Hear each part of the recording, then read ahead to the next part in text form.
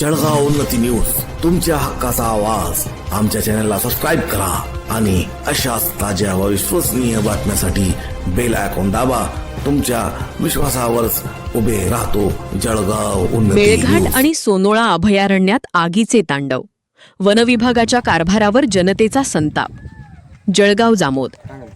गेल्या काही दिवसांपासून मेळघाट आणि सोनोळा अभयारण्य परिसरात लागलेल्या आगीमुळे वनसंपदेचे प्रचंड नुकसान होत आहे. मात्र ही आग नैसर्गिक आहे की मानवनिर्मित, असा संतप्त सवाल आता सामान्य जनतेतून उपस्थित केला जात आहे. वनविभागाच्या ढिसाळ नियोजनामुळे लाखो हेक्टर जंगल आणि वन्यजीव धोक्यात आले असून प्रशासनाविरुद्ध रोष व्यक्त होत आहे. स्थानिक नागरिकांनी उपस्थित केलेल्या मुद्द्यांनुसार दरवर्षी शासनाकडून जंगलाच्या संवर्धनासाठी, प्राण्यांच्या पिण्याच्या पाण्यासाठी, दगडी बांधारे घालण्यासाठी आणि CCTV निगराणीसाठी मोठा निधी मंजूर केला जातो. मात्र प्रत्यक्षात जमिनीवर कोणतीही ठोस कामे दिसत नसल्याचा आरोप होत आहे. दरवर्षी किती झाडे लावली गेली, त्यातील किती जिवंत राहिली आणि रोपट्यांच्या संगोपनासाठी नेमलेल्या मजुरांच्या वेतनाचे काय झाली, अशा अनेक प्रश्नांची उत्तरे गुलदस्त्यात आहेत. गोमाले आणि जळगाव जामोद बीटमध्ये आगीच्या घटनांसोबतच सागवान वृक्षांची मोठ्या प्रमाणावर तस्करी सुरू असल्याचे चित्र आहे.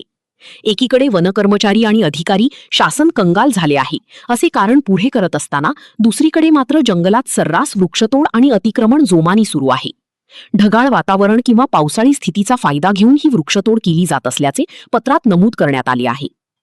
आजच्या काळात जिथे सर्वत्र तंत्रज्ञानाचा वापर होत आहे, तिथे संवेदनशील जंगल परिसरात ड्रोन कॅमेरे का वापरले जात नाहीत, असा प्रश्न उपस्थित केला जात आहे.